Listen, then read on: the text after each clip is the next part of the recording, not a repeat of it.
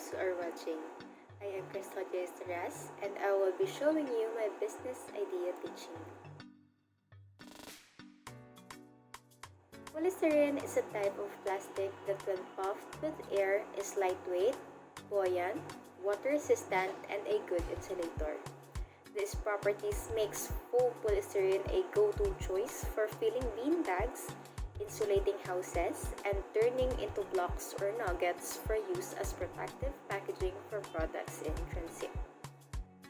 Thus, polystyrene has good properties. It also has bad effects on the life below water and on land. There are quite a few problems with polystyrene, starting with the fact that it is made of petroleum, which is a non-renewable, heavily polluting substance. It is also an energy-intensive product to make and results in air and water pollutions, as well as creating hazardous waste. The other key problem with polystyrene is that it is incredibly hard to dispose. It is said that polystyrene takes at least 500 years to decompose. It is bulky and non-biodegradable, which means it takes up a vast amount of space in our landfill. It also is very light and breaks down into little pieces, which means it can be easily distributed across the environment and is damaging animals when they ingest it. Plastic from urban runoff is the largest source of marine debris worldwide. Pollution of waterways and waterfront negatively affects tourism and quality of life. Unfortunately, foam polystyrene's lightweight, popularity, and potential to rapid disintegrate also make it a common form of plastic pollution. Polystyrene frequently finds its way into the ocean. The lightweight and buoyant polystyrene travels easily through the gutters and storm drains. And as I have said, it can be a serious problem because it can be eaten by the creatures below water. A particularly prevalent example is the take-away containers or cup made from foam white polystyrene, or often referred as styrofoam. In one Californian study, at least 162 marine species, including most seabirds, were reported to have eaten plastics and other marine litters. My proposed solution is inspired by Dell, which is a company that produces quality devices. They made a cushioning made from mushrooms. The Eco Cradle mushroom packaging from Ecovative is one of the several initiatives that Dell is using to help it reach its goal of eliminating 20 million pounds of packaging waste by 2012. The mushroom bioscience is based on using common agricultural waste products. Cotton hulls or wheat cofs are placed in a mold and injected with mushroom spawn.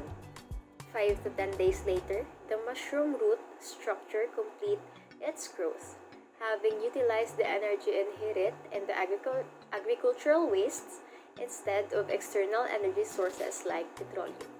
The material looks and acts similar to petroleum-based foams, only this is organic and biodegradable. Star Acoustic Cafe aims to eliminate the use of petroleum-based polystyrene and replace it with mycelium-based packaging in terms of styro cups and clamshells. This is an initiative to help the animals below the sea and animals on land not to ingest petroleum-based polystyrene. The final product is an innovation of the Dell mushroom packaging with the same visuals with the usual polystyrene but is mushroom based. The agricultural waste to be used are rice husk and rice straw. Since according to Venduan and Felipe in 2002, rice husk is one of the most abundant agricultural waste generated in the Philippines. With the 1.8 metric tons produced annually, only 5% is utilized productively, mainly as energy source for cooking or as soil additive. The rest is burned or left raw. The type of mushroom to be used is the lentinus, which is one of the most common fungal groups of wild edible mushroom found in the Philippines, according to Reyes in 2003. The method is according to Caneso and Cogdel in 2008, which is number 1 is Lantinus mushroom and agricultural waste should be cleaned and sorted. Second is mushroom fibers should be extracted and mixed with the agricultural waste and water. Third is all the material should be crushed into a more malleable mass. This process is called pulping. Next is after pulping, the fibers are placed in the molder, then heated up where they are able to dry and solidify the structure in fibers. Lastly, after solidifying, the cushioning is ready for testing. So why mycelium? Mycelium is a root-like structure that extends out of fungi and underneath the outer layer of the cup. Mycelium is lightweight, easy to mold, and easy to produce, all of which are favorable traits for material used in packaging. It is biodegradable, easily shaped, lightweight, and strong. One study shows that when mycelium is teared down into pieces, it can also be used as fertilizer.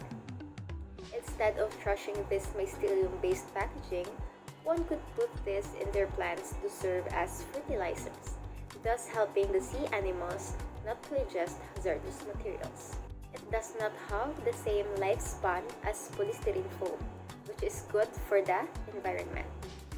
It has also these characteristics that allows mycelium to be cost competitive with polystyrene foam, which has long been an expensive and dependable material used in all aspects of throughput materials delivery.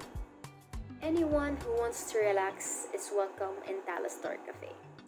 Here in our cafe, we promote sustainable packaging, eliminating materials that can harm life below water and on land, and using agricultural waste for further use. So thank you and good day.